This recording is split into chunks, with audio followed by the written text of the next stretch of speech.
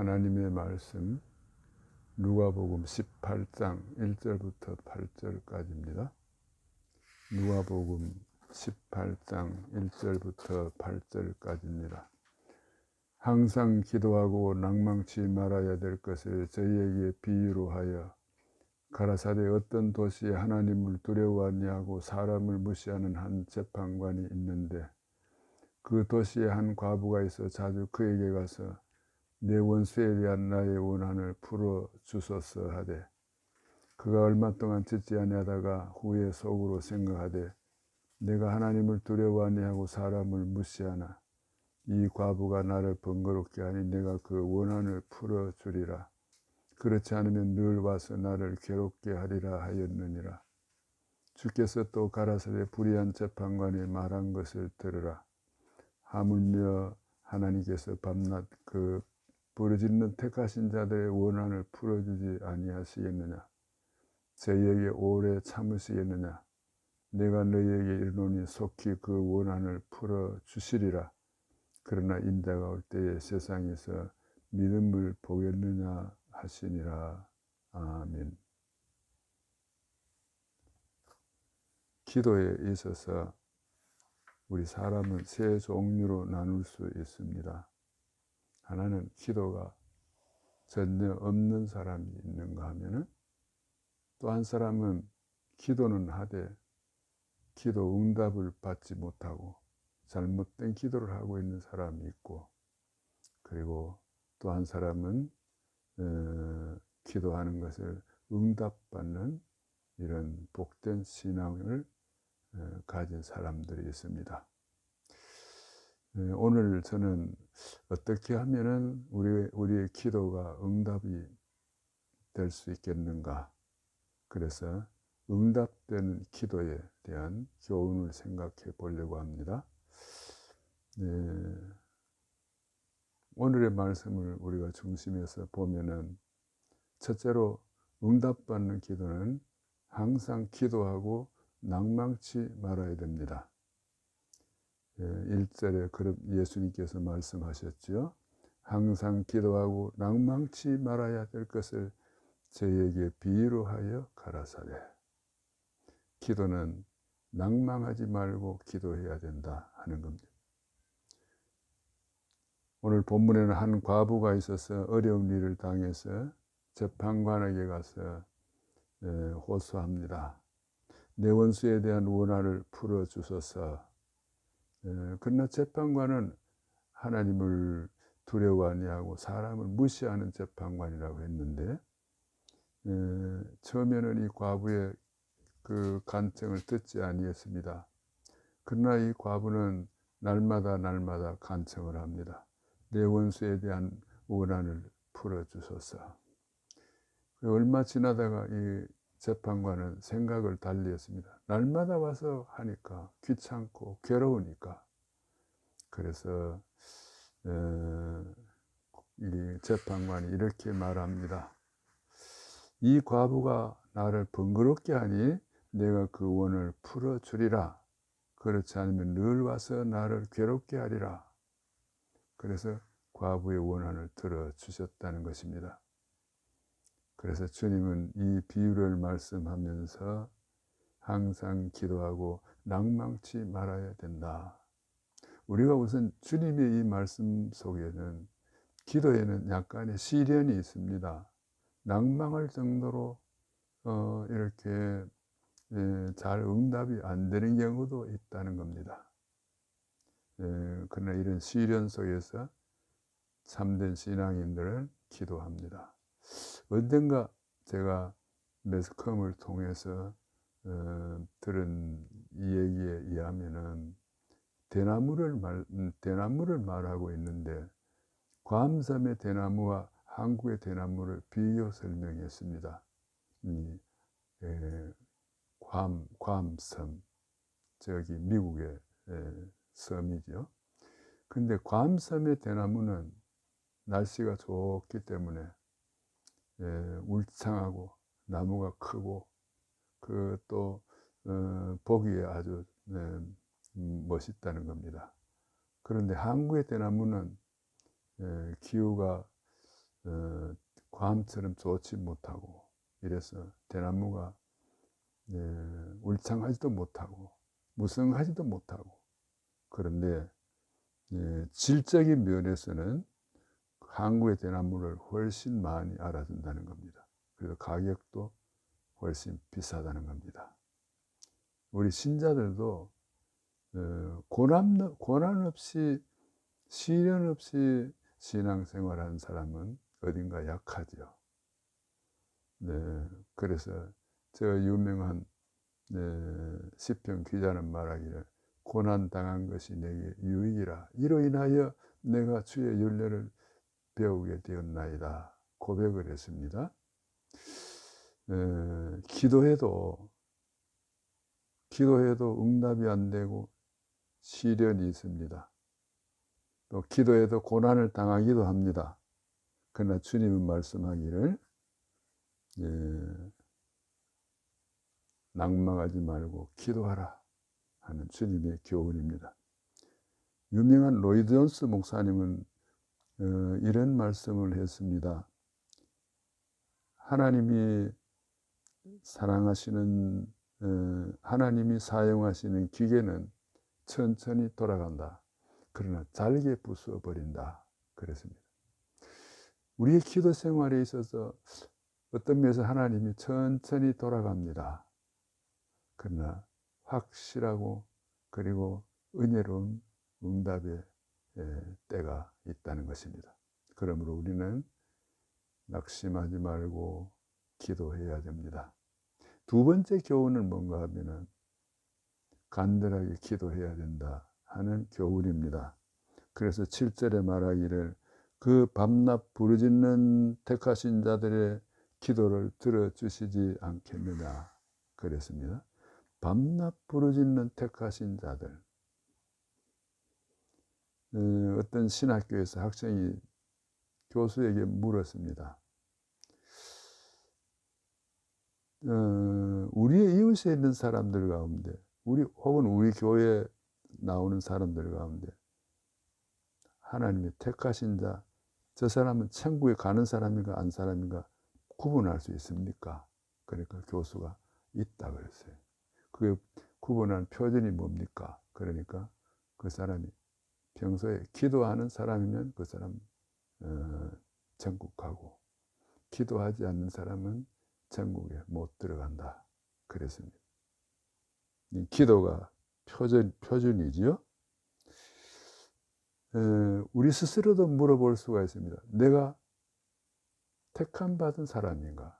내가 천국에 갈 수 있는가? 기준이 있습니다. 기도한 사람은 천국 갑니다. 오늘 아주 재미있는 표현이죠. 그 밤낮 부르짖는 택하신 자들 그랬어요. 택하신 자들은 하나님의 택하신 자들은 밤낮 낮에도 기도하고 밤에도 기도합니다. 근데 그 기도가 부르짖는다 그랬어요. cry out. 아주 소리쳐서 주님 앞에 간절히 구한다는 거죠. 종교 개혁자인 마르틴 루터의 기도는 그 기도 소리가 한 100m 떨어진 사람도 들을 수 있다 그랬어요. 얼마나 크게 기도했는지. 유명한 박윤선 박사님은 간절한 기도가 아니면 기도가 아니다 그랬어요. 엘리야는 그가 간절하게 기도할 때에 열왕기상 18장 42절에 보면은 그 갈멜산에서 기도할 때 얼굴을 무릎 사이에 넣고 기도했습니다. 제가 언제 신학교에서 이 말씀을 증거하다가 학생들 보고 한번 연습을 시켜봤어요. 학생들 잠깐 스톱하고 얼굴을 무릎 사이에 넣고 한번 기도해 봅시다. 그런데 아무리 얼굴을 무릎 사이에 넣고 기도하려고 해도 얼굴이 무릎 사이에 안 들어가요. 그럼 엘리야가 정상인이 아닙니까? 장애인입니까? 문제는 장애인이고 정상이기에 이게 문제가 아니라 우리의 기도는 그만큼 간절함이 없다는 거지. 엘리야가 얼마나 그 마음에 그리고 하나님 앞에 간절하게 기도했는지 얼굴을 물 사이에 넣고 기도했습니다. 하나님,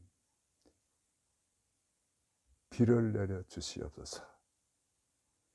하나님께서 그 기도에 응답해 주셨습니다. 제가 그 성지순례 때에 그 모세가 올라가서 그 기도했던 시내산에 올라가서 잠시 한번 생각해 봤습니다. 시내산 전경을 하나하나 살펴보았습니다. 정말 그 산 꼭대기에서 밑을 내다보는 전경은 정말 볼만했어요. 근데 제가 관심에 그 초점이 뭔가 하면은 시내산에는 풀 한 폭이 나무 하나 없어요. 그냥 바위만 있습니다. 그리고 온도를 보니까 40도 이상이 올라갑니다. 그 메마른 환경에서 40도 되는 거기에 나무 한 그루, 풀 한 폭이 없는, 물도 없는 곳에서 어떻게 40일간 기도했을까? 그 모세의 영성에 제가 감탄을 했습니다. 저는 한국에서 금식을 해봤습니다만은 한국에서 기도원에서 금식하는 기도는 뭐 15도씨 날씨도 좋습니다. 그리고 시원한 그늘이 있습니다. 그리고 바로 옆에 물이 있습니다. 그리고 엘리야는 물도 마시도 아니하고 모세는 물도 마시지 아니하고 떡도 먹지 아니하고 40일간 기도했는데 저는 물을 마시면서 시원한 그늘에서 쉬면서 기도했습니다. 내가 기도한 거하고 모세가 기도한 거는 엄청난 차이가 있어요. 그래서 어떤 목사님은 시내산에서 그 광경을 이렇게 보고 엉엉 울었다 그래요. 이런 데서 어떻게 40일간 견뎠을까 하는 겁니다. 저도 내 일생에서 가장 감격적인 기도를 시내산에서 한번 한 적이 있습니다. 모세 그 영성, 그 어려운 그 바위에서 뜨거운 태양빛에서 어떻게 견뎠을까? 근데 중요한 것은 이 시내산에서 모세가 기도한 내용이 뭡니까? 하나님, 이스라엘 백성들의 죄를 사해 주옵소서. 아니면 생명책에서 내 이름을 지워버려 주시옵소서. 결사적인 기도죠. 하나님은 이 모세의 기도를 들으시고 이스라엘 백성들의 죄를 용서해 주셨습니다.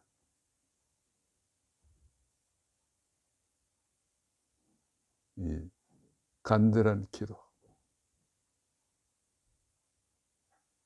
하나님 앞에 이렇게 부르짖는 자의 기도를 들어주신다는 것입니다. 유명한 존 락슨은 이렇게 기도했습니다. 하나님이여 스코틀랜드를 주시옵소서, 아니면 죽음을 주시옵소서. 한 300~400년 전에 존 락슨은 이렇게 기도했습니다. 하나님, 스코틀랜드를 주시옵소서, 아니면 죽음을 주시옵소서. 근데 오늘날 스코틀랜드가 95%가 장로교 교인이라고 그래요. 하나님은 존 락스의 기도를 들어주신 겁니다. 죽으면 죽으리라. 에스더의 기도죠. 하나님 그 기도를 들어주셨습니다. 간절한 cry out, 간절히 부르짖는 택하신 자들의 부르짖는 기도에 응답해 주시지 않겠느냐 하는 겁니다. 그 다음에 마지막으로는 믿음으로 기도하는 것입니다. 8절에 보면은 내가 너희에게 이르노니 속히 그 원한을 풀어 주시리라. 그러나 인자가 올 때 세상에서 믿음을 보겠느냐. 여기 주님은 갑자기 재림을 말씀하고 있습니다. 인자가 올 때에 우리가 기도하면서도 주님의 재림을 준비해야 되겠죠. 요즘 그 코로나로 인해서 여러 가지로 이렇게 세계가 막 소동을 일으키는 것을 봅니다. 뉴스를 보면 해결될 것 같지를 않아요. 예, 오미크론도 나타나고, 그리고 또 어떤 학자는 그렇게 말합니다. 오미크론이 지나면 또 다른 어떤 변종이 나타날지 모른다는 거예요. 끝이 없습니다. 민족이 민족을, 나라가 나라를 대적하고, 처처에 기근과 지진이 있고, 재난과 어려운 일들이 자꾸 나타납니다. 재림을 잘 준비해야 되겠죠. 재림을 준비하는 가장 좋은 방법 가운데 하나가 기도하는 겁니다. 믿음으로 기도하는 것. 그런데 주님은 과연 인자가 올 때 이런 믿음을 보겠느냐 하는 겁니다. 믿음을 가지고 있는 신자를 볼 수 있겠느냐 하는 겁니다. 우리가 믿음으로 구원을 받을 뿐만 아니라 믿음으로 재림을 준비해야 됩니다. 야고보서 5장 15절에 믿음의 기도는 병든 자를 일으키리라 그랬습니다. 히브리서 11장 6절에 보면은 하나님은 자기를 찾는 자들에게, 하나님은 그가 계신 것과 그가 자기를 찾는 자들에게 상 주시는 이심을 믿어야 할지니라 그랬습니다. 하나님 말씀을 듣고 믿을 때에 기적도 일어납니다. 갈라디아서 3장 5절에 너희에게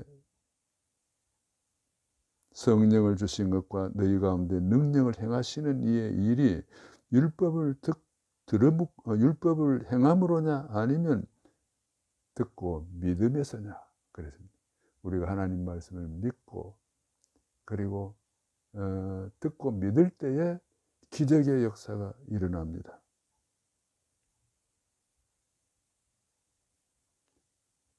구하라 주실 것이요 찾으라 찾을 것이요 문을 두드리라 그러면 열릴 것이니라 주님은 약속했습니다. 어떤 사람은 이 말씀을 조금 다르게 해석하는 걸, 그런 목사님을 제가 보았습니다. 기도를 하면은 기도만 해서는 안 된다. 그리고 찾아야 된다. 문을 두드려야 된다. 그러면 신문을 보고 그리고 벼룩시장을 보면서 찾아야 된다는 거예요. 그리고 사람을 또 만나야 된다. 문을 두드리면서 유력한 사람을 만나고 친척도 만나고. 그런데 그거는 교훈이 아니에요. 그 히브리어 교훈에 보면은 강조하는 법 가운데 반복적인 법이 있습니다. 똑같은 말인데 그냥 반복하는 거예요. 구하는 거나 주신 거나 그리고 찾는 것이나 다 기도하는 내용입니다. 이 기도의 내용은 기도하고 기도하고 기도하라. 그리하면 응답해 주실 것이다 하는 교훈입니다. 반복해서 기도할 때, 믿음으로 기도할 때 하나님 들어주신다는 겁니다. 그리고 기도하는 사람에게 주시는 위로의 말씀이 있습니다. 위로의 말씀은 8절에 내가 너에게 이르노니 속히 그 원한을 풀어주시리라. quickly, 속히 응답도 해주시겠다 하는 주님의 약속입니다. 여러분의 모든 기도가 하나님의 교훈에 의지해서 기도하는 모든 기도가 다 응답되기를 주님의 이름으로 축원합니다.